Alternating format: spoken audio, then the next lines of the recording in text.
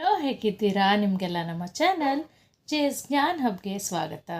ಇಂದು ನಾವು ಸ್ವತಂತ್ರ ದಿನಾಚರಣೆಯ ಎಲ್ಲರಿಗೂ ಮನಮುಟ್ಟುವಂತಹ ವಿಶೇಷವಾದಂತಹ ಸ್ವತಂತ್ರ ದಿನದ ಭಾಷಣವನ್ನು ಶಿಕ್ಷಕರು ಹೇಗೆ ಮಾಡಬೇಕು, ಅಥವಾ ಇದು ಮಕ್ಕಳು ಈ ಭಾಷಣವನ್ನು ಮಾಡಬಹುದು.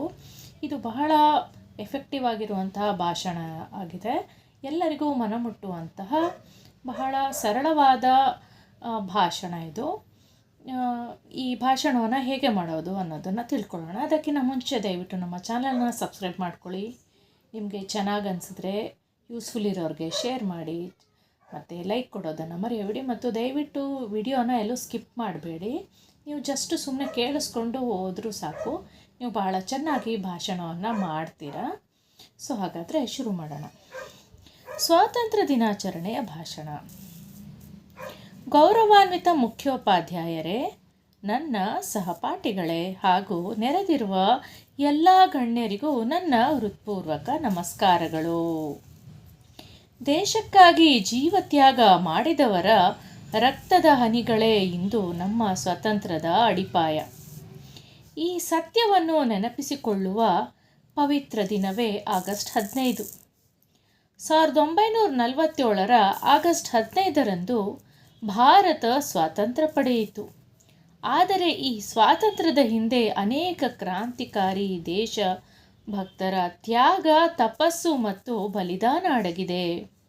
ಮಹಾತ್ಮ ಗಾಂಧೀಜಿ, ನೇತಾಜಿ ಸುಭಾಷ್ ಚಂದ್ರ ಬೋಸ್, ಭಗತ್ ಸಿಂಗ್, ಚಂದ್ರಶೇಖರ್ ಆಜಾದ್, ರಾಣಿ ಲಕ್ಷ್ಮೀಬಾಯಿ, ಸಂಗೊಳ್ಳಿ ರಾಯಣ್ಣ, ಕಿತ್ತೂರು ರಾಣಿ ಚೆನ್ನಮ್ಮ ಹಾಗೂ ಸಾವಿರಾರು ವೀರರ ತ್ಯಾಗವನ್ನು ನಾವು ಎಂದಿಗೂ ಮರೆಯಬಾರದು. ಪ್ರೀತಿಯ ವಿದ್ಯಾರ್ಥಿಗಳೇ, ಸ್ವಾತಂತ್ರ್ಯ ಎಂದರೆ ನಾವು ಬಯಸಿದಂತೆ ಬದುಕುವುದಲ್ಲ. ನಮ್ಮ ಕರ್ತವ್ಯವನ್ನು ಪ್ರಾಮಾಣಿಕವಾಗಿ ನಿಭಾಯಿಸುವುದೇ ನಿಜವಾದ ಸ್ವಾತಂತ್ರ್ಯ. ದೇಶದ ಬಗ್ಗೆ ಗೌರವ, ಶಿಸ್ತು, ಸಮಯ ಪಾಲನೆ, ಸ್ವಚ್ಛತೆ, ಪ್ರಾಮಾಣಿಕತೆ ಮತ್ತು ಮಾನವೀಯತೆ ಇವುಗಳೇ ನಿಜವಾದ ದೇಶಭಕ್ತಿಯ ಗುರುತುಗಳು. ಶಿಕ್ಷಕರಾಗಿ ನಮ್ಮ ಕರ್ತವ್ಯ ಕೇವಲ ಪಾಠ ಬೋಧಿಸುವುದಲ್ಲ.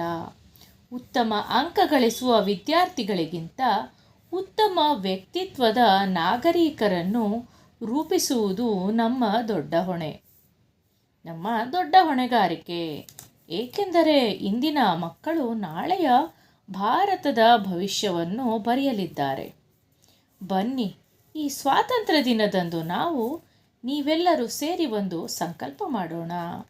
ದೇಶವನ್ನು ಪ್ರೀತಿಸೋಣ, ಸಂವಿಧಾನವನ್ನು ಗೌರವಿಸೋಣ, ಪ್ರಕೃತಿಯನ್ನು ರಕ್ಷಿಸೋಣ, ಭ್ರಷ್ಟಾಚಾರವನ್ನು ತಿರಸ್ಕರಿಸೋಣ ಮತ್ತು ಭಾರತವನ್ನು ವಿಶ್ವದ ಶ್ರೇಷ್ಠ ರಾಷ್ಟ್ರವನ್ನಾಗಿ ನಿರ್ಮಿಸಲು ಕೈಜೋಡಿಸೋಣ. ದೇಶ ನಮಗೆ ಏನು ಕೊಟ್ಟಿತು ಎಂದು ಕೇಳುವ ಬದಲು ನಾವು ದೇಶಕ್ಕೆ ಏನು ಕೊಟ್ಟಿದ್ದೇವೆ ಎಂದು ಪ್ರತಿಯೊಬ್ಬರೂ ನಮ್ಮನ್ನೇ ಕೇಳಿಕೊಳ್ಳೋಣ. ಈ ಮಹಾನ್ ದೇಶಕ್ಕಾಗಿ ತಮ್ಮ ಸರ್ವಸ್ವವನ್ನು ಅರ್ಪಿಸಿದ ಎಲ್ಲ ಸ್ವಾತಂತ್ರ್ಯ ಹೋರಾಟಗಾರರಿಗೆ ಶಿರಸ ನಮನ ಸಲ್ಲಿಸುತ್ತಾ ನನ್ನ ಮಾತುಗಳನ್ನು ಮುಕ್ತಾಯಗೊಳಿಸುತ್ತೇನೆ. ಭಾರತ್ ಮಾತೆಗೆ ಜಯವಾಗಲಿ. ವಂದೇ ಮಾತರಂ. ಜೈ ಹಿಂದ್. ಧನ್ಯವಾದಗಳು. ನಿಮಗೆ ಈ ವಿಡಿಯೋ ಇಷ್ಟ ಆದಲ್ಲಿ ದಯವಿಟ್ಟು ನಮ್ಮ ಚಾನಲನ್ನು ಸಬ್ಸ್ಕ್ರೈಬ್ ಮಾಡ್ಕೊಳ್ಳೋದನ್ನು ಮರೆಯಬೇಡಿ. ಧನ್ಯವಾದಗಳು.